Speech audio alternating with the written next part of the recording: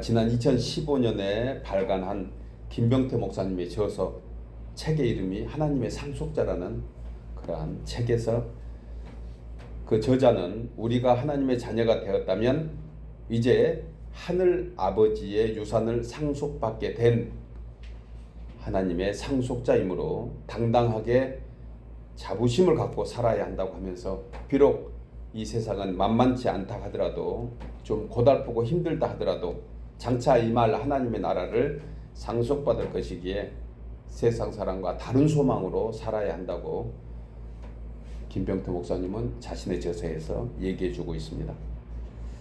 그러므로 하나님의 상속자로서 우리가 받는 유산의 실체가 무엇인가, 그 질문을 그분은 스스로 하면서 스스로 이렇게 우리에게 알려줍니다. 그 상속이 무엇인가? 그것은 바로 하나님의 나라 그 자체이다. 참 의미가 있죠. 포괄적인 대답이고 실질적이면서 아주 핵심이 있는 대답입니다. 우리에게 주시는 상속은 무엇인가? 하나님의 나라 그 자체이다. 그러므로 하나님의 상속자들에게 이 세상은 단지 지나가는 나그네 여정이고 다 헛된 것이고 다 지나가는 일시적인 것뿐이다. 영원한 것은 하나님의 나라이기 때문에 그렇다는 거예요. 또한 저자는 지나친 내세 지향성 신앙도 문제이지만 요즘 마치 이 세상이 마지막인 것처럼 살아가는 그러한 지나친 현세 지향적인, 즉 세속신앙도 큰 문제이다라고 지적하면서, 어쩌면 지나친 내세 그러한 지향형 신앙과 지나친 현세 지향형 신앙은 결국 같은 수렁에 빠지게 된다. 무슨 얘기입니까? 현실을 무시한 지나친 미래형 그러한 신앙도 문제이지만 오늘이 다이고 다음은 없다, 내세가 어디 있느냐 하는 사두개인들 같은 그러한 신앙 또한 문제인 것을 그는 서술적으로 얘기해 주고 있습니다. 따라서 하나님의 상속자로 살아가는 성도는 이 모든 것을 극복하는 고난에 참여하게 된다는 거예요. 그래서 우리는 좀 더 불편할 수가 있습니다. 성도가 세상에서 믿음으로 살다 보면 분명한 것은 믿음으로 인한 고난이 우리에게 찾아올 수밖에 없다는 거예요. 그런데 이것을 받아들이는 것이 우리에게는 훨씬 편안하다, 이렇게 그는 얘기해 주고 있습니다. 그래서 성경은 고난과 역경을 성도의 바른 길이다. 성도는 당연히 그런 길을 걷게 된다. 이건 세상 사람과 다른 삶을 살기 때문에 그렇다는 거예요. 하나님의 자녀라고 하면서 이 땅에서도 편하게 살고, 그리고 천국 가서 더 편하게 살려고 하는 그러한 논리는 이중적 신앙의 욕망에 불과하다. 그래서 상속받을 하나님의 나라를 지나치게 값싸게 치부하고 자기 이기적인 것에 몰두하는 것이라고 얘기해주고 있던. 그런데 여러분, 저자가 신앙의 핵심을 전하다가 참으로 의미 있는 한 토픽을 전해줍니다. 여러 가지 다른 책들의 내용들을 보면 보편적으로 우리가 많이 듣고 알고 있는 내용들을 그분은 조금 더 솔수적으로 얘기하다가 한 가지 딱 귀에 들어오는, 한 가지 눈에 들어오는 내용이 이것입니다. 여러분, 노후 대책 하지 말고 사후 대책 하십시오. 참 의미 있죠. 노후 대책에 우리는 모두가 신경 쓰는 그러한 시대, 그러한 사람들인 것은 분명합니다. 그런데 사후 대책은 해놓고 있는가? 죽고 사는 문제에 대한 정리가 되어 있는가? 사후 영생에 대한 확신으로 오늘을 살아가고 있는가? 그분은 그렇게 토픽을 우리에게 던져줍니다.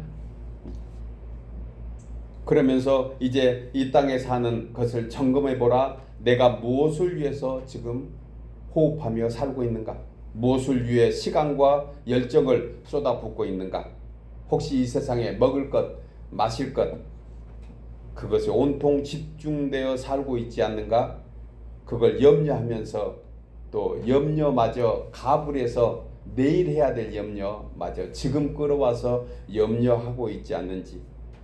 나는 그리스도의 복음의 사명을 위해서 목숨을 걸 준비가 되어 있는지라면서 하늘 아버지의 상급을 바라보고 사는 성도된 우리는 분명히 뭔가 달라야 된다. 우리는 노후 대책보다 사후 대책을 해야 된다. 이런 얘기를 그는 합니다. 저자는 마지막으로 하나님의 상속자로서 신분에 걸맞게 살 것을 강조하고 있는데 탕자처럼 종으로 전략해서도 안 된다. 양자의 신분을 갖고 하늘 시민권을 가진 자로서 당당하고 거룩한 존재로 살아가야 한다. 살든지 죽든지 그게 중요하지 않다. 그리스도를 존귀하게 여기고 있는가가 더 중요하다. 이것이 바로 우리의 사후 대책이다. 참 의미가 있죠. 그러므로 여러분, 상속자들은 이 땅에서 살지만 하늘에 속한 천국 시민들이기 때문에 오직 하늘의 도성을 바라보며 살아야 합니다. 설령 이 세상에서 우리가 다른 소속으로 살기 때문에 고난과 힘들고 어려움이 있다 할지라도 즐거운 마음으로 말씀을 따라 예수님과 함께 살아가야 할 것입니다. 그것이 바로 이 땅에서 하늘 아버지의 상속자로 살아가는 그러한 성도의 믿음인 것입니다. 따라서 성도는 세상에 속한 사람이 아니고 하늘에 속한 천국 백성이므로 하늘 아버지의 상속자인 줄 믿습니다. 우리는 그런 결론 속에서 오늘 본문을 통해서 이 말씀을 나누려고 합니다. 하나님의 상속자, 그렇다면 하늘 아버지의 상속자로 살아가기 위해서는 우리는 무엇이 필요한가? 우리는 무엇을 준비하고 무엇을 대체하며 살아야 되는가?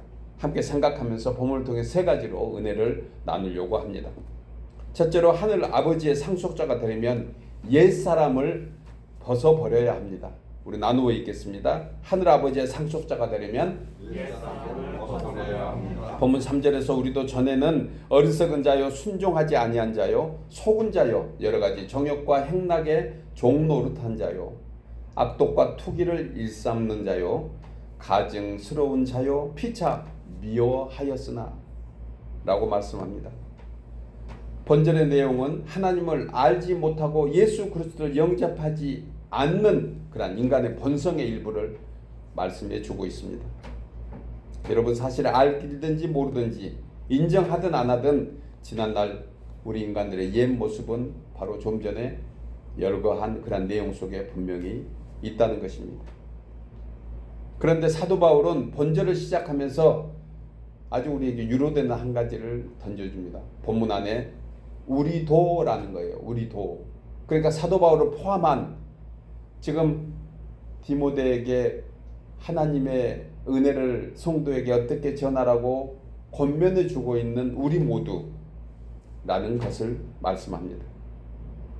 여러분, 원래 하나님의 거룩하심과 전능하심을 닮은 첫사람 아담은 지정의에 대해서 완벽한 인간이었습니다. 완전했어요. 인간으로서 그나마 하나도 흠이 없는 완벽한 인간이었습니다. 그의 지혜는 하나님과 같았고 그의 권능은 하나님의 거룩하심 그 자체였습니다.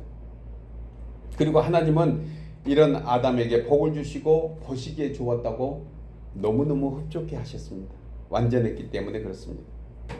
그런데 이를 시기한 타락한 천사 루시퍼는 양의 탈을 쓰고 광명한 천사로 가장해서 아담을 유혹했습니다. 그리고 아담은 안타깝게도 그 유혹에 빠져서 하나님의 언약을 어기고 불순종의 죄를 범하게 됩니다. 그 후 아담의 혈육으로 태어난 후손은 누구나 할 것 없이 인류의 조상인 아담의 불순종의 원죄를 받고 태어날 수밖에 없습니다. 즉 변질된 DNA, 유전자를 물려받은 것입니다. 이것은 우리가 인정하고 안 하고의 문제가 아닙니다. 이미 우리 속에는 그와 같은 유전자가 내포되어 있다는 것이에요. 오늘날 컴퓨터나 스마트폰 같은 소프트웨어에 지독한 악성 바이러스가 감염되어 있는 것과 똑같습니다. 이 같은 죄의 본성을 따라서 사는 것을 가리켜 성경은 옛사람이다, 옛구습이다 그렇게 얘기합니다. 그러니까 사람은 그냥 살면 다 죄의 본성을 따라서 살게 되어 있습니다. 세상을 역류해서 천성을 향해서 가야지만이 우리는 올바르게 살 수 있는 사람으로 태어나 있다는 것이에요. 사도 요한은 요한일서 2장 16절을 통해 이는 세상에 있는 모든 것이 육신의 정욕과 안목의 정욕과 이생의 자랑이니 다 아버지께로부터 온 것이 아니요 세상으로부터 온 것이라고 말씀합니다. 이것을 성경은 하나님을 떠난 타락한 인간의 옛 모습, 즉 옛사람이라고 합니다. 4세기의 성자로 불린 성 어거스틴, 우리는 들어서 잘 알고 있습니다. 이분이 하나님을 향한 영혼의 여정을 담은 고백론이라는 책에서, 아주 고전책인데 정말 지금도 하나도 버릴 것이 없는, 그야말로 시대가 거의 2000년 아직은 넘지 않았지만 그렇게 가까이 넘은 이 시대에 조금도 틀리지 않는 그러한 말씀이 기록되어 있는 책입니다. 그런데 이 책에서 좀 전에 말씀드린 육신의 정욕, 안목의 정욕, 이생의 자랑, 이 세 가지가 영혼을 병들게 하는 원인이다. 이렇게 하면서 그 요인에 대해서 좀 구체적으로 설명을 해주고 있습니다. 내가 그 내용을 이렇게 좀 정리해서 캡처해 왔습니다. 먼저 육신의 정욕은 육신을 입고 사는 인간이 신체적 감각의 욕구로부터 자유로울 수가 없다는 거예요. 감각이 있기에 삶이 가능하듯이 감각이 있는 것이 즉 생체, 살아있는 것이기에 육신의 감각의 욕구는 생존을 위한 불가피한 반로이다. 그렇게 얘기합니다. 더욱이 식욕이나 성욕 같은 것은 모든 생물의 자기 보존과 종족 보존을 위한 자연 발생적인 욕구이다. 그러나 이것이 욕구, 즉 욕망으로 왜곡되어서 쾌락의 목적이 될 때는 성경에서 말씀하는 정욕이 되는 것이다라고 했습니다. 이 책의 제목이 고백론입니다. 성 어거스틴의 고백이에요. 자기의 있는 진실함을 그대로 고백한 책입니다. 한번 기회가 되면 다시 한번 읽어보세요. 읽은 분도 계시겠지만. 그런데 그가 고백하는 것은 자신이 고백한 것이기 때문에 그 고백이 우리의 고백일 수 있다는 거예요. 그러면서 성자로 불린 어거스틴도 이 같은 옛사람의 모습에서 결코 자유하지 못했다. 옛사람의 모습으로 살아갔던 것들을 그는 고백해 주고 있는 것을 보게 됩니다. 그는 예수님을 알지 못한 때 젊은 나이에 18살 됐을 때 자녀도 낳았습니다. 아주 굉장히 꼭 돌아온 탕자로 비유하면 그냥 떠나서 허랑방탕하게 살았던 대표적인 그러한 인물입니다. 그런데 그가 예수님을 알고 나서 결론적으로는 그가 이것을 고백했던 그러한 자서전이었다는 것을 생각합니다. 또 안목의 정욕은 육안을 통해서 들어오는 사물에 대한 욕망으로 아름다움을 추구하는 욕구, 즉 자연적이고 그것은 극히 자연스럽다. 그러나 아름다움이 쾌락의 목적이 되고 영혼의 주인이 되고 호기심의 발로가 될 때 그것은 바로 제약이 된다. 이렇게 그는 얘기합니다. 그러면서 어거스틴은 이런 안목의 정욕이 가득한 자신의 심령을 두고 이렇게 기도했다고 합니다. 나의 삶은 이런 것들로 가득 차 있으니 나의 유익한 희망은 오직 주님의 자비뿐입니다. 정말 진솔한 기도 아닙니까? 우리도 그와 같은 기도를 매일 그렇게 드리고 있는 연약한 존재인 것을 우리는 고백하게 됩니다. 끝으로 그는 이생의 자랑에 관해서 자신들이 자신을 두려워하고 그 다음에 사람들이 자신을 두려워하고 사랑해 주기를 좋아하는 욕구가 바로 이생의 자랑이라는 거예요. 그러니까 돋보이고 싶어하고 그 다음에 새롭게 보이고 싶어하는 것, 남이 잘 알아두게 하는 이런 칭찬의 욕망, 그 다음에 인정의 욕망, 허영적 욕망, 사회적 욕망이 즉 이생의 자랑에 속한다는 거예요. 또한 이것은 타자를 다른 사람을 지배하고자 하는 욕망이고 자신을 높이고자 하는 교만이 이 안에 담겨져 있다고 하면서 그래서 어거스틴은 남에게 칭찬받기를 좋아하는 것보다 진리를 더 좋아하는 자신이 되게 해달라고 기도했다는 거예요. 나보다 칭찬받는다. 여러분 시편 기자는 뭐라고 얘기합니까? 도울 힘이 없는 방백을 의지하지 말래요. 사람 의지하면 사람을 보는 순간 사람을 대상으로 하는 순간 예수님은 보이지 않기 때문에 그렇다는 거예요. 우리의 믿음 되기를 다시 한번 소원합니다. 사람의 어떤 말에 사람의 분위기에 우리의 진리가 묻혀서 내 믿음이 묻혀서는 안 된다는 거예요. 이처럼 어거스틴은 자신의 내면에 잔재하고 꿈틀거리고 있는 육신의 정욕, 안목의 정욕, 이생의 자랑의 욕망과 욕구, 즉 죄성이 바로 이 모든 것이 우리를 병들게 한다. 그래서 자신은 이 병에 걸린 환자이다. 이렇게 그는 고백합니다. 하나님은 이 병을 고치는 의사이고 그리고 이러한 병에 걸렸다고 고백하는 사람에게 하나님은 영혼의 치료자가 되어주신다. 이렇게 그는 그의 고백론에서 얘기하고 있습니다. 그러면서 이는 이렇게 고백한다고 그래요. 이렇게 기도합니다. 예수님, 내 병은 많고도 중합니다. 우리의 고백이죠. 정말 내 병은 많고도 중합니다. 그러나 주님의 약은 내 병보다 더 강합니다. 정말 좋은 믿음입니다. 확실한 믿음입니다. 주님의 말씀이 육신이 되어 우리 가운데 거하지 않으셨다면 우리는 주님의 말씀이 인간에게서 멀리 떨어져 있다고 생각하고 절망했을 것입니다. 그러나 주님은 우리 안에 계십니다. 그리고 그분은 전능하신 하나님이시라는 거예요. 여기서 어거스틴은 주님의 은총론을 다시 한번 정의해주고 있는데 영혼의 질병인 육신의 정욕, 안목의 정욕, 이생의 자랑으로 병들고 절망할 수밖에 없는 비참한 인생, 그러나 진리이신 하나님의 은총 예수 그리스도를 통해서 치유받고 구원받은 은혜와 은총을 우리 모두는 받고 또한 갈급하고 있다고 그는 얘기해주고 있습니다. 여러분, 주님의 은총은요 그 어떤 제약보다 크고 주님의 권능은 그 어떤 질병보다 강한 줄 확실히 믿습니다. 주님은 하나님이십니다. 그리고 주님은 이 모든 것에 우리를 위해서 역사하고 계십니다. 사도 바울은 디모데후서 2장에서 이처럼 옛사람의 제약에 빠져서 헤매고 있는 우리 인생들을 불러내어 주를 깨끗한 마음으로 부르는 자들과 함께 의와 믿음과 사랑과 화평으로 함께하라고 권면하면서 26절에서 그들로 깨어 마귀의 올무에서 벗어나 하나님께로 사로잡힌 바 되어 그 뜻을 따르게 하실까 함이라고 디모데에게 얘기해 주고 있습니다.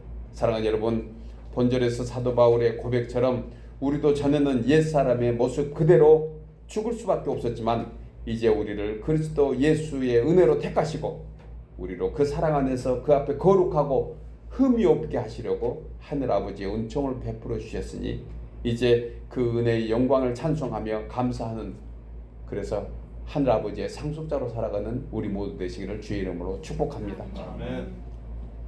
두 번째로 하늘 아버지의 상속자가 되려면 성령의 은혜로 새롭게 거듭나야 합니다. 나누어 읽을까요? 하늘 아버지의 상속자가 되려면 성령의 은혜로 새롭게 거듭나야 합니다. 본문 5절에 우리를 구원하시되 우리가 행한 바 의로운 행위로 말미암지 아니하고 오직 그의 긍휼하심을 따라 중생의 씻음과 성령의 새롭게 하심으로 하였나니라고 말씀합니다. 본절에서 말씀하는 중생의 씻음과 성령의 새롭게 하심을 받기 위해서 앞서 말씀드린 어거스틴과 같이 자신의 죄를 회개하고 물과 성령으로 세례받는 그것을 가르치고 있습니다. 이 내용을 사도 바울은 에베소서 5장 26절에서 이는 곧 물로 씻어 말씀으로 깨끗게 하사 거룩하게 하신 것이라고 했습니다. 그래서 예수님은 요한복음 3장에서 니고데모에게 하나님의 나라를 유업으로 받기 위해서, 하나님의 나라에 들어가기 위해서 반드시 필요한 것에 관해서 물과 성령으로 거듭나야 한다고 가르쳐 주고 있습니다. 오늘 하나님을 예배하는 우리 모두는 예수 그리스도의 보혈 은총을 힘입어 부활의 예수님을 생명의 구주로 영접한, 그래서 물과 성령으로 거듭나 있는 줄 믿습니다. 우리는 물과 성령으로 거듭나 있기에 하나님 나라를 유업으로 받을 수 있는 조건을 우리는 갖추고 있는 것입니다. 따라서 성령으로 새롭게 하심을 믿는 성도는 이미 그 심령에 하나님의 나라가 임재되어 있음을 확실히 믿으시기 바랍니다. 이것이 바로 성도가 하나님의 나라를 상속받고 있는 증거인 거예요. 그래서 예수님은 누가복음 17장 20절에서 하나님의 나라는 볼 수 있게 임하는 것이 아니다, 또 여기 있다 저기 있다도 못하리니 하나님의 나라는 어디에 있다? 너희 안에 있느니라. 믿으십니까? 여러분, 하나님의 나라는 우리 안에 임재되어 있습니다. 사도 바울은 본절에서 이것이 바로 우리의 구원이라고 얘기합니다. 하나님이 우리를 구원하신 방법, 그것은 오직 하나님의 나라가 우리 안에 들어와 있는 거예요.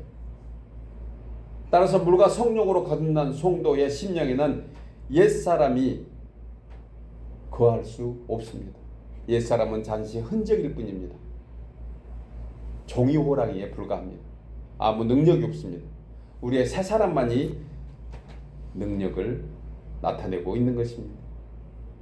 그래서 옛사람의 모습 그대로 우상숭배, 즉 이 세상을 다인 것처럼 숭배하는, 아니면 어떤 신을 마음속에 두고 그것을 따르려고 하는 그러한 우상숭배, 혹은 시기와 분냄과 술취함과 방탕함에 빠져 하나님의 나라를 유업으로 받지 못할 것이 아니라 오직 하나님의 나라를 유업으로 받은 성령의 열매인 사랑과 희락과 화평과 오래 참음과 자비와 양성과 충성과 온유와 절제 같은 성령의 열매를 맺을 수 있는 사람이 되었다는 거예요.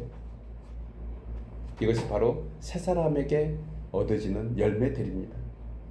여러분, 그래서 바울은 갈라디아서 5장 25절에서 만일 우리가 성령으로 살면 또한 성령으로 행하게 된다고 말씀합니다. 그리고 그 행함의 열매들이 바로 성령의 9가지로 나타나게 된다는 것입니다. 이것이야말로 육신을 입고 있는 동안 비록 우리가 온전하지는 못하지만 조금이나마 하늘아버지의 상속자로 살아가고 있는 증거인 줄 믿습니다. 여러분, 성령의 9가지 열매는 우리는 맺어가는 과정입니다. 그 완성은 마지막 때에 주님 만나는 날, 주님 앞에 서는 그때 완성되는 거예요. 그러니까 우리는 스스로 너무 우리를 자책할 것도 없습니다. 우리는 연약함을 이미 어거스틴처럼 고백하고 사는 사람들입니다. 그리고 주님께 그 은혜를 구하면서 계속해서 온전하지 못하지만 아직은 설익은 과일 같지만 사랑과 희락과 화평과 오래 참음과 자비와 양성과 충성과 온유와 절제와 같은 이러한 열매들을 맺어가고 있는 줄 믿으시기 바랍니다. 이게 바로 성령으로 새롭게 살아가는 성도의 모습인 거예요. 여러분, 우리는 이 은혜를 받고 삽니다. 우리가 비록 이 땅에 살고 있지만 이것이 우리의 기쁨이고 우리의 감사고 행복인 줄 믿습니다. 우리는 하나님을 닮아가고 하나님이 원하시는 그런 방향으로 살아갈 수 있는 사람이 되었다는 그것 자체를 확실히 믿고, 사랑하는 여러분, 이제 성도된 우리는 하나님의 거룩하신 은총을 따라 물과 성령으로 거듭나서 존귀한 자가 되었음을 확신하면서 우리 구주 예수 그리스도로 말미암아 하늘 아버지께서 이 땅에서 사는 우리에게 내려주신 의와 평강과 희락의 상속자를 우리에게 상속자로 살아가는 우리 모두 되시기를 주의 이름으로 축복합니다. 아멘. 마지막 세 번째로 하늘 아버지의 상속자가 되려면 주의 은혜를 힘입어 영생의 소망을 가져야 합니다. 나누어 읽겠습니다. 하늘 아버지의 상속자가 되려면 주의 은혜를 힘입어 영생의 소망을 가져야 합니다. 본문 7절에 우리로 그의 은혜를 힘입어 의롭다 하심을 얻어 영생의 소망을 따라 상속자가 되게 하려 하심이라. 본절에서 바울은 영생의 소망을 따라 상속자가 되게 하려 하심이라고 했는데 이것은 곧 성도된 우리에게 베푸신 구원의 본질입니다. 그리고 주께서 우리를 의롭다 하심으로 얻어지는 결과인 것입니다. 개역 한글 성경의 표현대로 하면 상속자를 후사라고 얘기합니다. 후사. 즉 양자 삼아 주신 거예요. 후사. 하나님께서 우리를 향하신 구원의 궁극적인 목적이 무엇인가? 여러분, 그것은 바로 하나님의 상속자 후사로 살도록 우리를 만들어가고 있다는 거예요. 완전하지 않지만,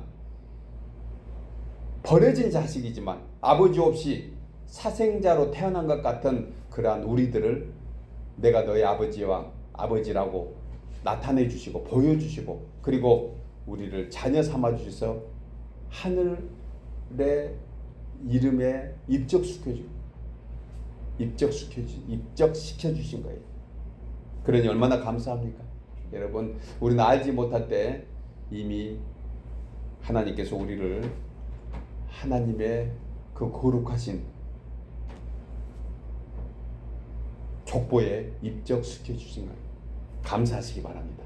그래서 그분은 이렇게 고백합니다. 매일 우리 한 사람 한 사람 이름을 그분의 손바닥에 새기시고 보고 기도해 주신다는 거예요. 사도 바울은 갈라디아 4장 6절에서 너희가 아들임으로 하나님이 그 아들의 영을 우리 마음 가운데 보내사 아빠, 아버지라 부르게 하셨느니라. 우리가 하나님을 아버지라고 부르면서 기도합니다. 그렇죠? 하나님 아버지. 이건 너무 자연스럽게 우리에게 나오는 거예요. 이것이 무슨 이유일까요? 아들의 영, 바로 예수 그리스도의 영이 우리 마음 가운데 있기 때문에 고백하게 되는 것입니다. 바울은 우리를 대신하여 그러므로 내가 이후로는 종이 아니다. 바울이 이 진리를 깨닫고 나서 이제 자신은 종이 아닙니다. 우리가 그와 함께하는 상속자입니다. 아들이 되었으므로 그렇습니다 라고 고백하면서 우리는 하나님 아버지의 유업을 받는 자로 되어 있다고 그는 우리를 대신해서 고백해주고 있습니다.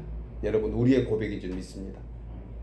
내가 이후로는 종이 아니요 아들이니, 아들이면 하나님으로 말미암아 유업을 받을 자니라. 그러면서 로마서 8장 17절에서 자녀이면 또한 상속자 곧 하나님의 상속자요 그리스도와 함께한 상속자니 우리가 그와 함께 영광을 받기 위하여 고난도 함께 받아야 할 것이니라. 예, 상속자에게 받은 그 놀라운, 참으로 하늘아버지의 그 놀라운 부와 영광, 이것을 은혜라고 하면 여러분, 그 은혜의 값을 치르기 위한 바로 그것이 고난이라는 것을 우리는 알고 살아야 합니다. 그래서 성도된 우리가 비록 이 세상에서 여러 가지 어렵고 또한 믿음으로 살기 위해 때로는 자신이 원하지 않는 어떤 시련과 역경이 있다고 하더라도 우리는 그 고난에서 결국 굴복할 수 없는 그러한 존재로 살아가야 합니다. 여러분, 고난 없는 믿음은 없습니다. 고난이 없는 멸류관도 없습니다. 바꿔 말하면 믿음에 고난이 있어야 멸류관도 영광도 있다는 거예요. 그래서 그 고난의 값만큼 아마 상속의 분량도 달라지지 않을까. 이것은 제 얘기가 아니고 요한계시록에서 말씀해 주고 있는 것입니다. 그 언젠가 마지막 때에 우리는 두 가지 책을 보게 됩니다. 하나는 생명록에 기록되어 있고 하나는 행위에 관계되는 상급의 어떠한 책이 우리 가운데 놓여질 거라는 거예요. 예수 그리스도, 그분을 나의 구주로, 나의 생명으로, 부활의 주님을 나의 구주로 영접하는 그 심령은 이미 생명록에 기록되어 있습니다. 그런데 또 다른 책 하나가 있다고 했습니다. 그것은 바로 우리가 이 땅에서 얼마나 하나님의 영광을 위해 살았는가에 대한 그 대가의 책이라는 거예요. 그래서 그 책의 분량만큼, 책에 기록된 그 양만큼 아마 상속의 가치도 달라질 거라는 것을 한번 함께 나눠봅니다. 사랑하는 여러분, 그래서 우리는 비록 이 세상에 살고 이 세상에서 함께 호흡하고 있지만 분명히 우리에게는 다른 상속, 다른 유업이 있다는 것을 잊지 말기 바랍니다. 순회 선교사로 세계를 누리며 복음을 전하는 김용희 선교사에 저서 복음을 영화롭게 하라, 이 책에서 김 선교사님은 성도는 하나님의 상속자인데다가 그리스도와 함께한 상속자다, 이렇게 강조합니다. 그래서 예수님은 하늘과 땅의 모든 권세를 가진 분이기에 우리도 그와 같은 권세를 있다는 것을 우리는 믿어야 한다. 그리고 예수 그리스도 안에서 이 상속을 함께 받은 자로서 우리의 신분을 영광스럽게 생각해야 된다고 그는 얘기합니다. 그리고 이것은 실감할 수 있는 내용이 아니다. 그냥 믿어야 될 내용이다. 믿어야 될 내용이다. 그리스도와 함께한 상속자이기 때문에 그리스도가 누리는 그 영광을 우리가 함께 누릴 수 있게 위해서는 그냥 믿어야 한다고 그는 얘기합니다. 그리스도와 함께 그리스도 수준의 영광을 누릴 수 있는 그것이 우리에게 원하는 하나님이 바라시는 그런 상속의 내용이라는 거예요. 그러니 기뻐할 수밖에 없는 이유는 영광 다음에 따라오는 고난도 우리는 반드시 함께 맞이할 준비를 해야 한다고 얘기합니다. 그러면서 김영희 선교사는 자신의 저서를 통해서 이렇게 일침을 가합니다. 우리는 고난 받을 짐만 골라 하면서도 고난 받기를 죽기보다 싫어한다. 동의하십니까? 고난은 내가 스스로 뭔가 잘못하고 믿음이 없어서 받으면서 그것조차 받기 싫어하면서 영광의 고난을 여러분들은 받을 준비가 되어 있는가? 뭐 이런 얘기입니다. 그러나 예수님과 함께 고난 받는 것은 분명한 것은 우리에게 특권이다. 특권이다. 물론 기쁜 소식을 함께 나눌 친구도 진정한 친구겠지만 내가 가장 힘들 때 생각나고 힘든 일을 함께 나눌 수 있는 친구가 진정한 친구가 아닌가? 이분이 바로 예수 그리스도이시다. 그래서 예수님과 함께 영광에 참여하고 예수님과 함께 고난에 참여하는 것은 성도들 우리에게 또한 특권이고 하늘 아버지께서 이 땅에 사는 동안 내려주는 상속의 제목일 거다라고 그는 얘기해 줍니다. 공감되십니까? 그러므로 마지막으로 그는 책에서 이렇게 얘기합니다. 그러므로 다시 기뻐하라. 다시 감사하라. 다시 주님 앞으로 나가라. 사랑하는 여러분, 그래서 성도는 소망 중에 즐거워하는 인생이 된 줄 믿습니다. 이제 예수 그리스도의 그 크고 놀라운 은혜로 살아가는 우리 모두는 이 땅에서 오는 어떠한 환난과 어려움 속에서도 하늘아버지의 상속자임을 잊지 말고 이 소망으로 감사하며 승리하는 주의 귀한 백성들 하늘아버지의 상속자 모두 되시기를 주의 이름으로 축복합니다.